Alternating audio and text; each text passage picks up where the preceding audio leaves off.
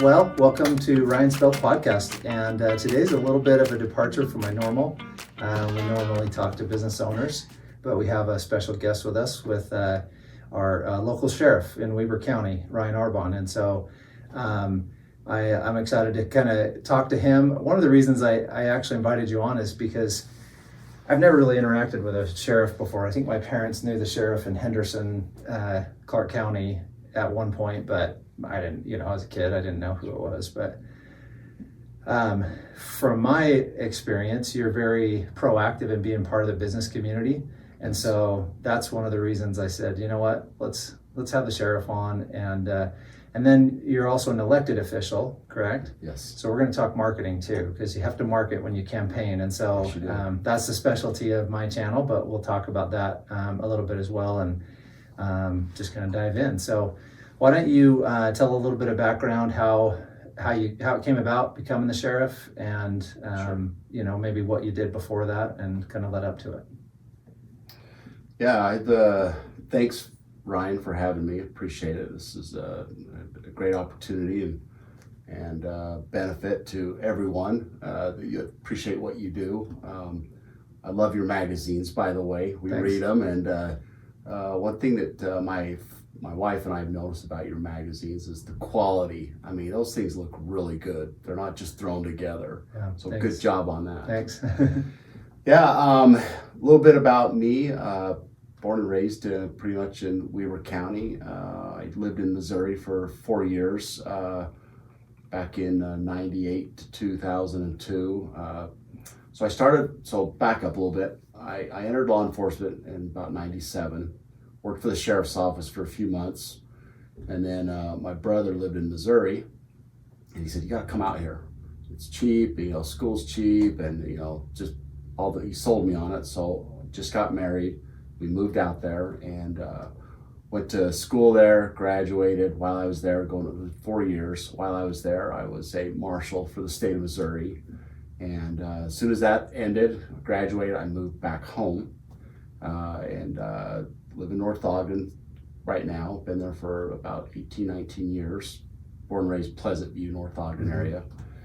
And went to work for Clearfield City as a police officer. And then after about 13, 14 years, I got a phone call from an individual that says, you need to be chief somewhere, and there's an opening up in Perry City. And I'm like, I don't want to go to Perry City. It's a small town, just opportunity, because it's about opportunity, right? And service and many other things. And I said, no, I don't want to do that. I plan on being in the Clearfield, great town, the administration, the leadership, just awesome there. And so anyway, it was, calls kept coming, just put in, go up there. I said, so I ended up doing it.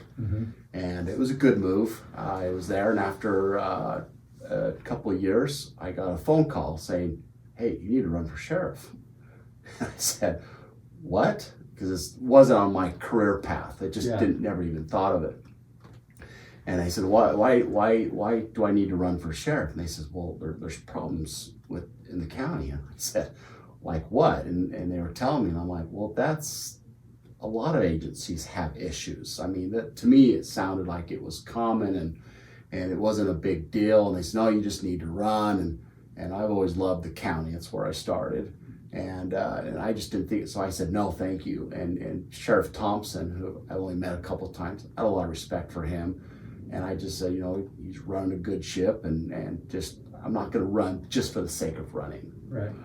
And so then Terry Thompson announced that he was going to be done. And then the calls from some commissioners at the time, some they're now former mayors, but some mayors at the time within the city, the county of Weber. And they said, you need to run. And it would be really good. And I said, so I decided to do it. And so, now I'm in my second term, just started the second term, and it's been a wild ride in all aspects. It's been very good. The highs are a lot higher, the lows can get pretty low, and you can't make everybody happy. And but it's been a great opportunity, and we're doing some really good things down there. But that's a little bit. So all in all, 26-ish years in law enforcement. So yeah, it's been good. Yeah, that's cool. So I want to talk business, but I want to dig in on the service part of your career, because in my life, my adult life, I've known several law enforcement officers from different agencies. Good friend of mine in Las Vegas was a police officer and became a detective. And then we have a brother-in-law that worked for a long time in the Forest Service. And I've had several other local friends, that work for different departments or whatever. And one thing that I've noticed that happens to some officers is they become almost, I don't know if bitter is the right word, or if they pre-assume that everybody is doing something bad. And I know why, because they're faced with the worst of the worst on almost a daily basis. But how have you combated that in your own life? Because I'm sure you've seen the worst of the worst as well. Yes. But you seem to be very personable. I've never felt once that you walk into a room and assume somebody's doing something wrong, and how have you done that? What's that process been like for you? So early on, I was counseled about, taking this profession, and things are going to happen. And also early on, and sometimes I often remembered it. Sometimes I'd forget it, but there was a term that was used: you got to have a balance. And even though balance is struggle in life, because it seems like nobody ever gets a balance, it's more of a harmony. Right. Is the way I see it. Harmony, because you're just rhythms and flows. And the suggestion was to at the time was to find a balance and not be consumed in the law enforcement field, because you can't. You arrest people that are just great people in the community that made a mistake, and then all of a sudden, in your investigation, everybody lies. You start saying things like that, and then you start believing it. And the best advice, again, is back to get a balance. And so for me, it was go to church and be active, right? Know that balance, because there's good there. But understanding that not everybody's perfect that goes to church, but we're all trying to do better. And so if you focus on cop work and that's your minutia, that's what you're just round and round, yeah, you can get like you were explaining. But if you have a balance where you're seeing the good. The other suggestion too is service, right? And what does service mean? And people, helping your neighbor is a common one. Or if there's a project, a neighbor's getting a roof done, if you just involve yourself in lifting and inspiring and helping others, you find that there is still good in people coming from that law enforcement perspective. And so for me, I've always tried to find that balance or maintain it, right? Yeah, it's rough and hard, but on that end with law enforcement. But on the other side, I got to do things that involve compassion and good, right? The greater good. And you earlier mentioned something about business. That's part of that balance for me. And the reason why I support business, I'm a member of the Chamber of Commerce and the Spikers. I joined the group that we're in is the Northview Alliance. That's association that's headed by Christy Pack, awesome person. She's doing a great job, and we need to work hard to get some more members, because there's some good things coming. And the reason I support business is when you look at law enforcement, if you're a patrol guy, you kind of just see that 10-foot level of things. But if you look at life in general, I see the value. You got to have good business, because good business, you have good income, you support things that are going around in your community, right? Good business. And the other part of that too is sports. So I deal with budgets, right? And so when we go to budget, I need the money that I need to operate. I also recognize the Parks and Rec and like where I go, the Golden Spike and all these, they need money too, because that's part of that balance. You've got to have that for a thriving, successful community, right? It shouldn't be all money, should be all here or there, but you've got to have these things. That's what helps improve life as a whole. Yeah. That's why I'm such a big supporter of business, because I also love small business. I've owned several small businesses myself. Yeah. I've had some really good ones and I've had some better ones, but it's tough. And I really respect the small business. I got to say this. when you're in charge of yourself and your own finances, and you have to make sure that you're successful, you see people have a tendency to really understand the value of a dollar, and they make that dollar expand, and they make it go as far as it can rather than just throw it away. And there's a lesson in owning your own business that I think a lot of people miss out on. Yeah. And there's a lot of disappointments, but there's a lot of rewards too. Yeah. And I do believe that the small business is the backbone of truly our American economy. And we got to support them. You know, it's interesting because my business is working directly with small businesses, advertisers. Yes. And so I probably see and know more than the average, you know, just because that's our clients. And we have clients as well on the reader side, you know, people reading the publication. But I find it interesting because there are a level of business owners that get to a pretty high level of success, and they have fancy cars and fancy houses and things like that. But the majority of them will drive a crummy car so that they can invest in marketing, or they can invest in hiring another person. And there's two different types that I see. There's the solopreneur that just wants to do something on their own, and they really are kind of like me. They feel like they're unemployable. They're like, I've got too much of my own ideas that I don't want to necessarily do someone else's. But then there's the other ones who are builders, and they want to bring people around them, and they want to go and accomplish a common goal. And like you mentioned, Christy Pack, like, wow, she's a builder. Oh, she is. She's amazing. And she's put together a great organization, great company. And I just had her on the podcast last week, so it's kind of cool. Fun.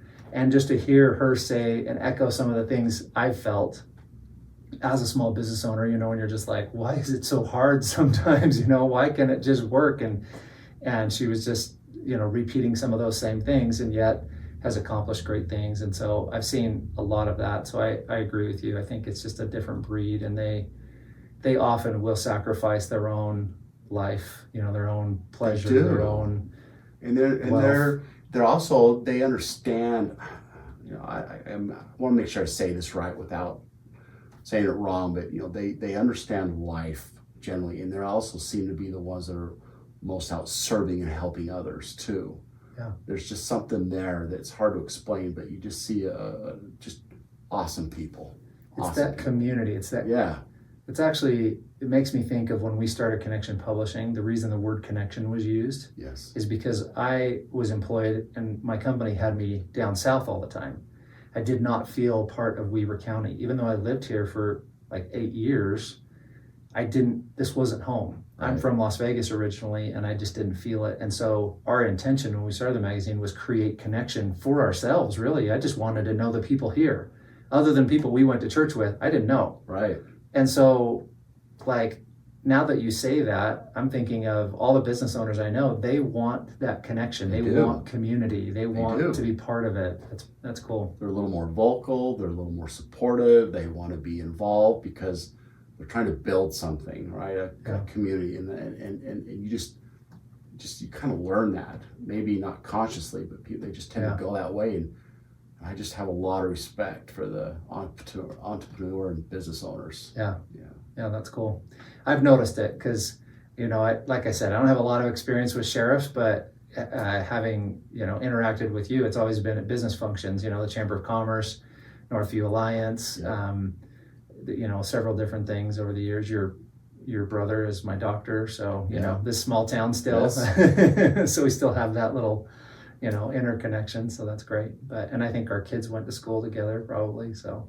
I've got a few Arbons that I don't know if they're yours, your brothers, or someone else's, but that's pretty cool. So, well, talk to me about some of the challenges you're facing, what's going on with being sheriff. And the challenges obviously are always crime prevention, nationwide, locally, and so forth. Is a lot of people are struggling with staffing levels.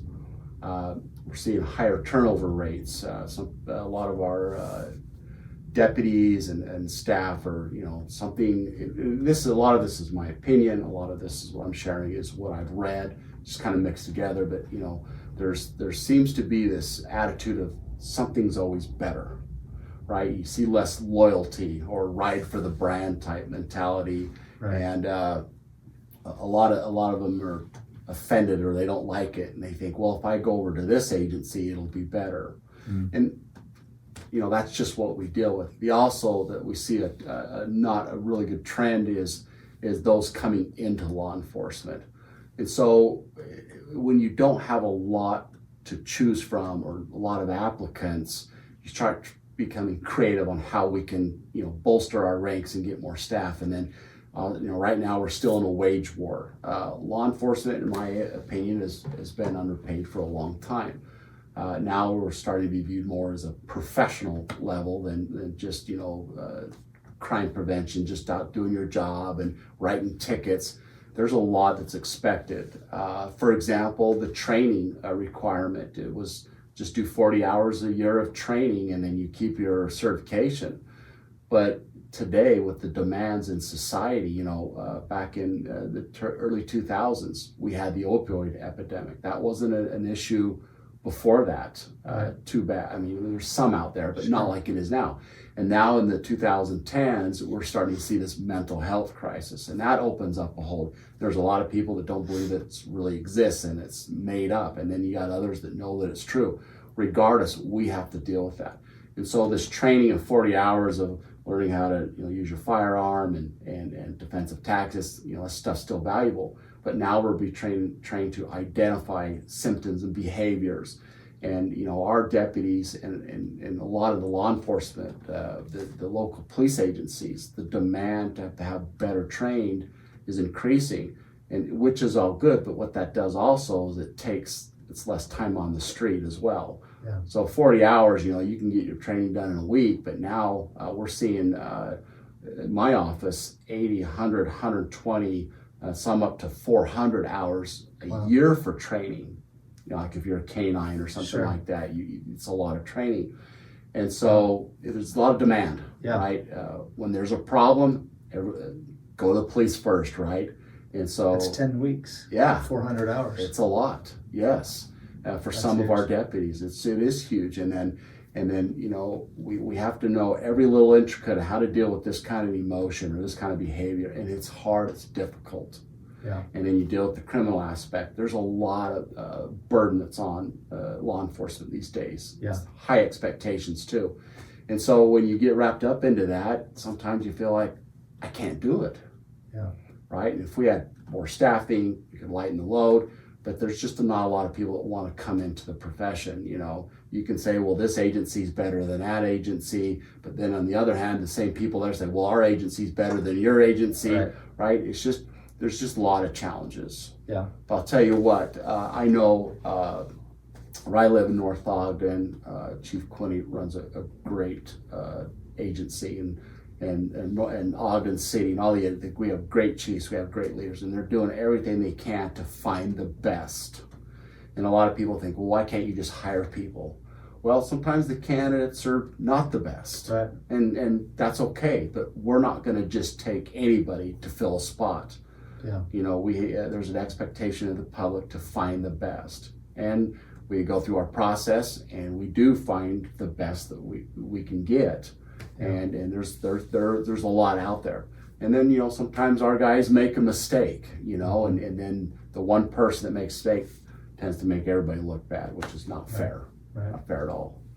But we got some great staff. There's a lot, just for you, Ryan, and the listeners to know, Weber County, we have some excellent law enforcement throughout every agency, and they need our support from the community. We talk about small businesses in this community, like your magazine, Connection. Mm-hmm. To make a successful law enforcement agency is you got to have a great partnership with the public, the residents. Mm-hmm. And I would encourage anyone to make sure they recognize that. Yeah. But yeah, thank you. How many are in your organization?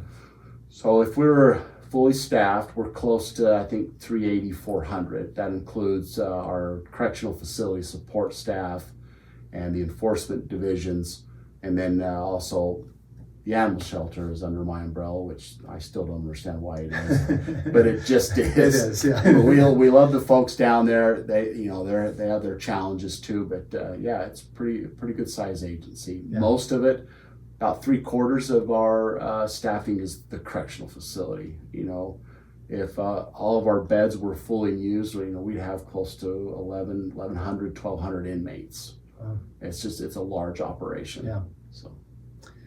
So I think one of the challenges that I know you've had to deal with that has to have been pretty challenging is the anti-police sentiment that has come about, partially because of social media, but also partially because of the bad actors in the field, right, that don't act properly. It's always, when I see some of the videos, I always think, there's a lot of fear in those situations, fear on both sides, fear from the citizen who may or may not be guilty of a crime, right? It's always in the heat of the moment, but also the police, I feel like they're like, what's happening? Like, who's the threat here? Because there is a threat. And how, I think that has to have some impact on hiring. I mean, there's a shortage of employees in Utah, at least. I don't know if it's still that way nationwide, but after COVID, there's not a lot of applicants. You used to get 40, 50 applicants for one job. Now you get 2 or 3.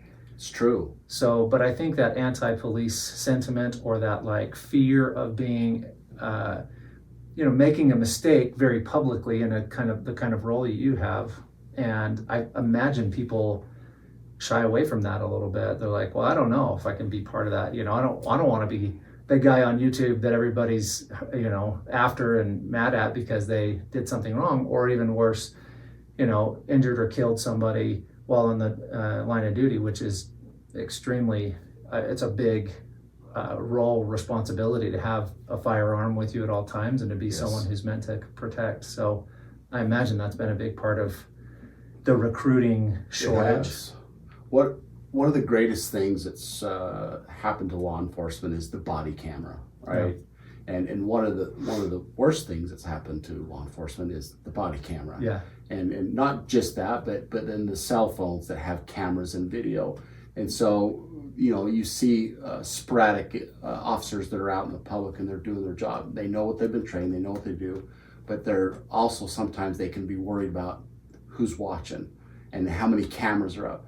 Because as you see it today, there's a lot of things that go on, and then the camera captures one view. The camera can't smell, can't touch, It doesn't know that's all that's going on, but it gives a perception of something going on that's often, most times, not what's really going on. Right. But then, a lot of people don't want to be under that microscope of the public criticizing, judging, how dare the, all this.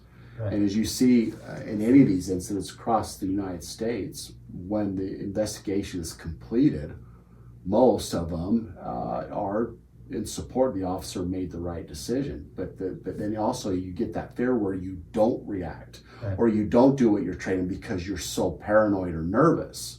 And we train our guys to our staff to try and overcome that. Yeah. But it's hard. But we see a lot of people that say, I'd love to do law enforcement, but I don't want to get blamed for something I didn't do, and then the public's after me, then the public, then my kids are treated different at school. And so there's a lot of real concern out there. And I think that lends to the reason why there's not that many people like it used to coming into our profession. Right. I think there'll be a reverse of that trend eventually, because what I notice is generationally, sometimes we go through a period where we're like, oh, that's bad. But then sometimes a silent awareness happens. Yes. And I feel like some of those videos are creating a silent awareness where people may not have realized before how challenging it is to be a police officer. But it'll inspire in others to say, that's for me. I need to be challenged. I need something that's difficult, but that is important, that makes an impact in the world, and I'm willing to step up to that plate. So I feel like you'll have a resurgence here. Yeah, we believe that as well. And I've been to some conferences and training, and we're hearing a lot of, this is a cycle we're in. And And a lot of them will say this is what happened in the 60s. Yeah. And this is what happened. I think one reference was the 20s or 30s, and I can't verify that, but that's what I heard in a conference. And there's cycles, and we're hoping to get through that cycle. But the bottom line is we need tough people in our profession. We don't want mean people. Yeah. We want tough. We want people that want to make a difference, because in our profession it's hard, it's difficult, it's challenging, but there's a lot of opportunity that they can make a difference in someone's lives. Those are the type of people that we would love to come. Doesn't matter if you're male or female or whatever that is, what culture or race you're with. We will take anybody if that's what they want to do, and if they want to feel like they can make a difference, they can make a difference. And this profession provides a lot of opportunity. Yeah, that's cool.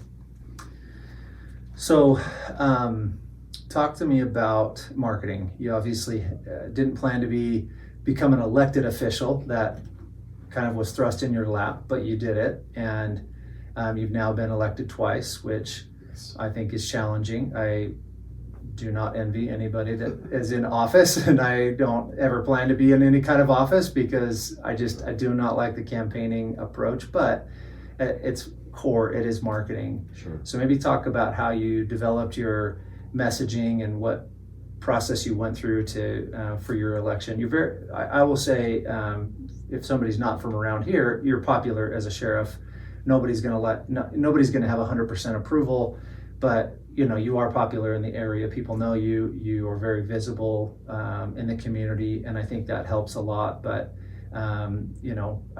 I'm sure you have your critics, and we won't air those out on the podcast. But I think you've done a good job, which helps in re-election. But the first time you're an unproved entity, other than you have law enforcement experience, but so does every other candidate. So talk about that process. Yeah. Like you, I never thought I'd be in politics, and I've told this story multiple times. Candidly, I never really cared for politicians. Yeah. Because you see it on the national stage. Yeah. And then you think, well, that's not local, but sometimes you see those things local, and it's a little discouraging. But when I was asked, this is going to sound maybe a little odd to your listeners, but when I was deciding if I should do this or not, I counseled with a lot of good friends in law enforcement. I counseled with family. I spent a lot of time fasting and praying if this is the right thing to do. And then at one point I felt like this was some sort of a calling. And for those that may not understand what that means, it's just I felt like someone needed to step up. And it doesn't mean that any other candidate was not good or anything like that, but personally it's like, you need to do this. And so my attitude was, okay, I'm going to run, but I'm running because I feel like I should be running to maybe be a choice, but I never thought I would win. I need to do this, right? For whatever, I'm learn something from it. And then when you talk about marketing, I knew nobody. And who do I go to? Yeah. So these individuals that called me and were asking me to run, they said, okay, this is who you need to contact. This is what you need to do. And so I called these people, and they're giving me advice. Oh, you got to get out flyers. You got to do this. And I'm like, okay, I get all that. And then my other brother, Jason, he gave me some really good advice, and it was very simple: be organized. And I thought, okay, I can organize, because if I had to do everything that everyone told me to do, couldn't do it. I couldn't do it. Yeah. So you got to find the right people. Yeah. And at the time, I had a friend said, you need to call Phil Swanson. Phil Swanson's very smart. He knows what he's doing. And Phil was a great help to me and showed me the ropes. And there was a lot of other people like Phil Swanson. Blake Severing was a great help to me. Yeah. And said, this is what you should do. Don't worry about this. And you started seeing people like that just come out of the woodwork helping me. Another one that started very early on was Kerry Gibson and some of these others that were just willing to help. And so I'm trying to but I had to organize because I couldn't do all that. So I had someone in charge of this and someone in charge of that. And what I told everybody, I says, look, if we're going to do this, we need to go down a path of integrity. I know you're gonna have, you get in these pools where someone's like, well, that person's not good or they're bad, don't vote for them. And I instructed all the people that were on my team, that's not our path. And I know there'll be some distant people that will get involved and support Arbon and don't support this guy. I can't control all that. That's just politics. Right. But the message was to stay positive and go forward. And so that's what we did, right? And finally, or not finally, but one thing too that, I know it's to me it's marketing, but it has a lot to do with politics. But I had an option to go the Republican route of doing a convention and through the delegate process, and then there was the one collecting signatures. So in my state of mind at the time, it's like, well, I got two paths. What's the right way to win? So it's like tools. We want all the tools in the world in case we need them. So I chose both paths, and I quickly found out that how much the Republican Party locally does not like the signature gathering path. And it was tough because these are the people that are the party I'm with, but some of the members were just very critical. Don't do that, and there's all these reasons that are bad. And I'm thinking, I just didn't understand it. Yeah. But where I was successful on the signature gathering, I had to gather something like 1,800 signatures. Was the goal, and I got 55 friends and family. So if you look at organization and you look at how to get the vote out, right? Yeah. And so they were campaigning for me. Yeah. Right? And they were collecting signatures for me. Yeah. And I didn't pay them a dime. They all wanted to help. And so I felt a lot of the success was contributed to that method when we're talking about marketing, right? Yeah. Not to get into the political part of if it's right or wrong. That was an experience I had. Sure. But as far as marketing, so they go out there and they go to their friends and neighbors. And these are the ones that could say, do you know this guy? And they all knew me. Right. Well, he's this and he done that. And we know his family. So I didn't have to coach him what to say. Right. Because they knew me and they wanted to help. Yeah. And we collected a lot of signatures. And so in a way of marketing, I didn't pay him anything, but it was free marketing. They call that guerrilla marketing. Yeah, okay, that's the term, guerrilla marketing. Yeah, that's great. But yeah, it's a true success story when it comes to, how did you do it? Yeah. I mean, we did a lot of other things. We did the signs. We've done some, what's a huge asset who I just think the world of, Lindy Best. Yeah. She had a magazine at the time, which was very helpful. She was very supportive, and I just think, as far as partners and team, I just think the world of her. I don't think that magazine's out anymore that she does. No. But someone said, "Hey, put your stuff in there." And they did kind of an interview type style. Yeah. And I had some friends that worked there, and Lindy was just awesome. I think she's a wonderful individual, and she runs a great business. But these people wanted to. Yeah. Right. It's not like, I had to pay for that. Sure. But they had some creative ideas, and we just saw stuff unfold. And when you talk about marketing, it was a marketing of, I don't know in your language, but I didn't have to pay for everything. Yeah.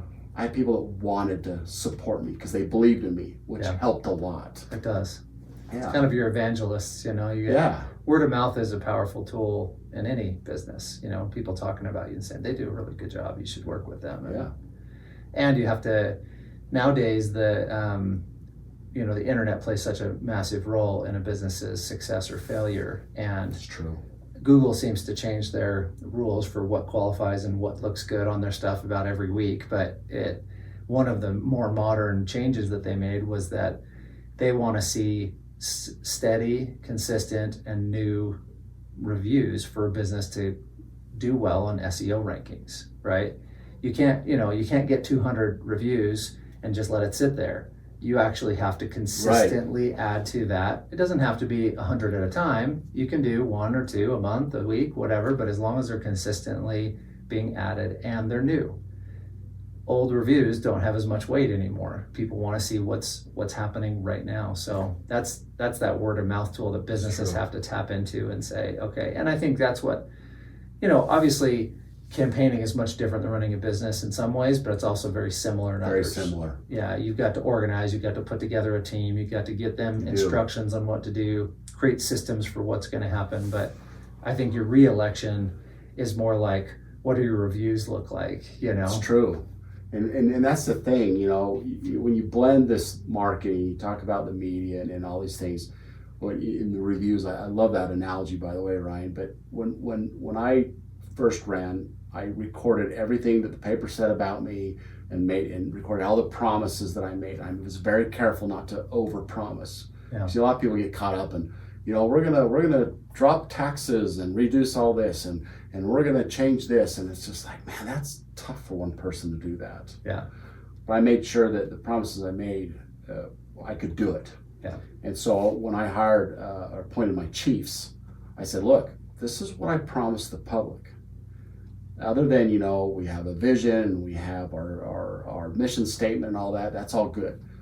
But this is what I told the public I'm going to do, and this is what we're going to do. And I made it very clear. And they're like, yes, sir.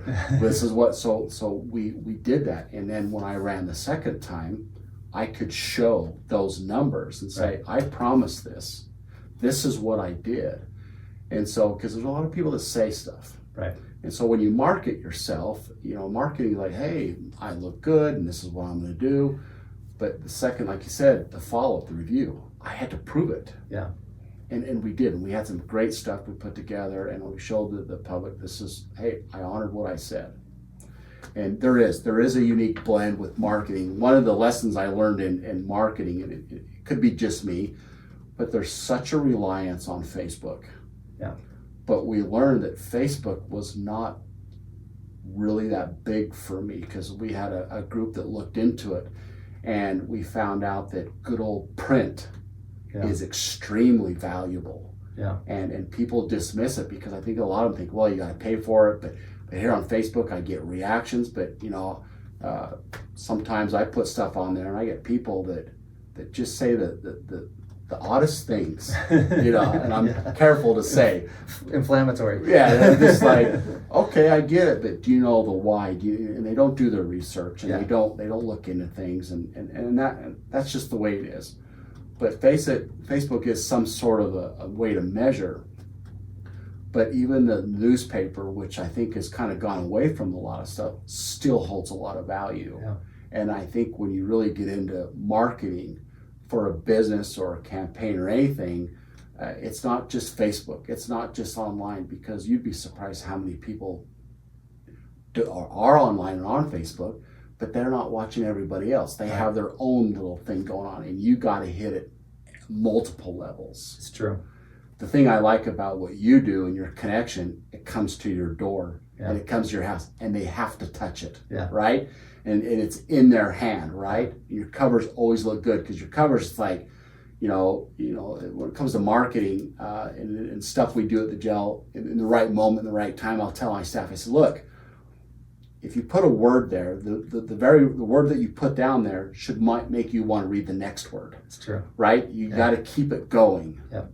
And then people have arguments about bullet points versus writing paragraphs and all this. And so what I'm getting at is, like, when your magazine comes in, you look at it, first thing we think of, I want to read this. Yeah. Because the cover represents there's good stuff inside. Yeah. And that's why I think that your Connection magazine is very successful, and we like to read it. I think you should distribute more throughout the world, by the way. You need to work out a ton, but it's a good magazine. Yeah. My point is, on this whole marketing thing, it's not just Facebook. Yeah. It's not just Valpak. Right. It's not just this. It's so many different levels, and you have to be successful. You've got to look at all the options. It's interesting. You're teaching one of the principles that I teach all the time is in the industry, they have a word for it called omni-channel. I hate that word. I hate words that you have to think about what they mean. So I always say you have to market in layers, because when you look at the influence that Facebook has, there's no doubt about it, it's influential, right? But in reality, it's a sliver of the population, right? If you have the whole pie, it's a piece of the pie. And to get to where you have bigger knowledge, and unfortunately that means it's expensive to market, because if you're going to do layers, like I own a business with my son called Roof Max. Well, we have magazine ads, we have Facebook ads, we have Google ads, we have some TV and YouTube type ads, right? we have to have all of those layers in order to get the word out and reach You do. an amount of people that makes that business viable. And it's expensive. And so sometimes a small business owner's like, well, I'll just try this, and they'll try something for a month. And I'm like, you just didn't put enough time into it. You didn't put enough layers onto it. It just has to have more than that to get to an amount of people to get them to respond. True. Well, you know, and a little bit too on marketing, a lot of times when someone gets into something new or they want to start a business, they kind of look what's available now. But back in the day when I was young, the only real true way of marketing was either a billboard or the newspaper. Yeah. And if you had enough money, you put it on TV. TV or a mailer. Yeah. You know, there's basically a radio. Those are it. 5 things, right? Yeah. That's it. Yeah. And then now there's 30 or 40. Yeah. But I mean, yeah, you got the social media, but even within the apps, right? You know, I'm learning about, it seems like every 6 months I learn of a new app of way of promoting, communicating. Yep. And so when you break all those out, there's so many. So true. So many. It's interesting because Christy, I told you, was just on the podcast. Yeah. She talked to Lindy Best too, which she's awesome. You know, she's an incredible business success in our community. And Lindy was like, you've got to market. And Christy knew innately she had to market. And a lot of business owners go in and they're like, I need to know how to make my widget or do my service, but they don't think about marketing. It's true. And it's part of why I started doing these. I wrote my little workbook to help people learn. And I was like, man, businesses don't realize how valuable this is. And they think I'm just trying to sell them marketing, which that's my business. But I've never taken that approach. I've always said, I want you to succeed. Go market with someone else if you want to. Yes. I'll teach you how to do it. Well, it's true because there's a lot of small businesses and people that provide a great service or a fantastic product. And in their circles, those people know that. Yeah. And a lot of times you think, well, how come more people don't know that? Everybody knows. They know. And maybe they're kind of thinking those people will tell other people and so on and so forth. And they don't always do that. Right. That's why you have to market. It's true. You've got to market. That is just a core part of business. Yeah. You've got to. And even in your position and in city's positions, because I'm in the unique position of I'm an official city magazine. So like I'm a contractor with North Ogden City, the city we both live in. I'm also a contractor with Roy City and with Weber County. Yes. And those contracts, I mean, make me in a little bit of a different position, but the cities that I work with in the county understood innately, we have to communicate. And if you think back when the newspaper was ubiquitous, everybody got the paper, right? You could put a message in the paper and reach a large portion of the population. Because everybody had it. Everybody had it.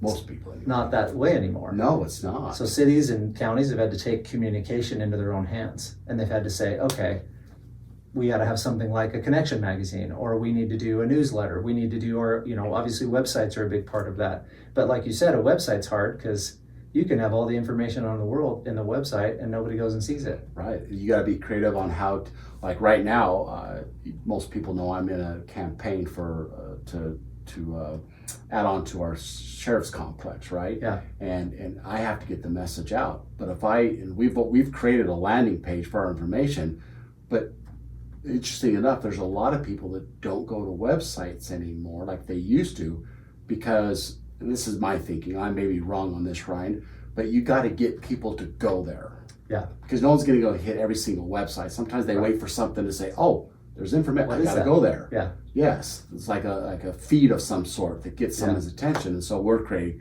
QR code and we're doing all sorts of stuff so people that need that information on our general obligation bond, they can go there and get it.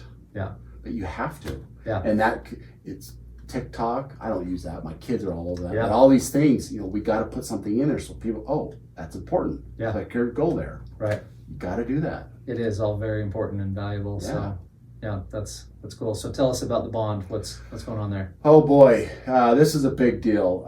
It's a general obligation bond. It is an increase of cost to the residents, the homeowner. But it's not a tax where we just up your taxes and then it's forever. It's once it's paid off, it goes away.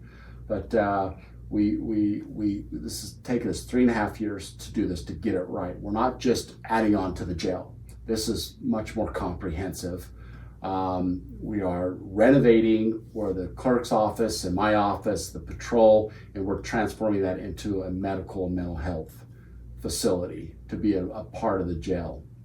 And then we're also, because we're being moved, we're moving out to propose a new facility out on 12th Street in Depot, just by our office.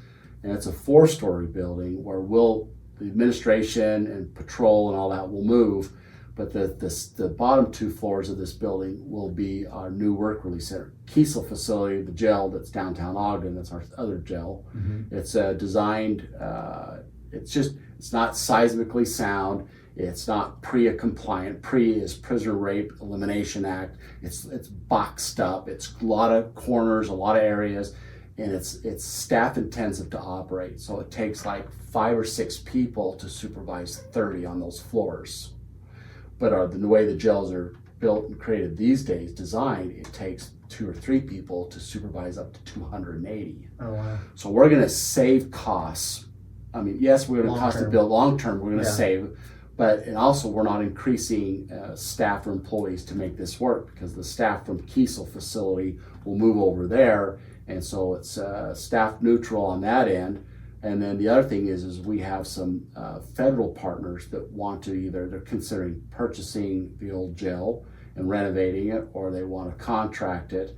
But whatever goes on at that old Kiesel facility, we're going to make sure that whoever is using it, like an outside source, whether we help them staff it or they staff it themselves, the cost is going to be on them, not the taxpayers here locally. And so it's much needed. And then the biggest component about this bond is there's a lot of, we call them allied agencies or partners out there when it comes to addiction recovery, prevention. Weber Human Services one, or the Lantern House, the homeless shelter, and all these other groups that are out there. And we want to provide in this new building a space. It's a few thousand square feet, and we want to give them an office space so they can collaborate. Every time, so we know that 98% of all people that are arrested that go to jail end up coming back to the community. And there's a mindset out there that if you commit a crime, you just need to be locked up. Throw away key, that's it, you're done. And then there's the other end, you got those that say we got to do everything we can to help them be successful. So we're taking a position that we feel is right. Is when we go out, we want to provide the proper medical and mental health care. But when that person that needs that or doesn't need that, when they come into our facility, this reentry team, which includes all of these groups, if we can get them to have them learn or be educated or some kind of counseling training, or when they come into jail, not after they're released. And if we can provide that, we have traveled across the country looking at these programs. This is something new, something innovative in the way of we're going to try it. We've seen it successful in several other counties across the United States.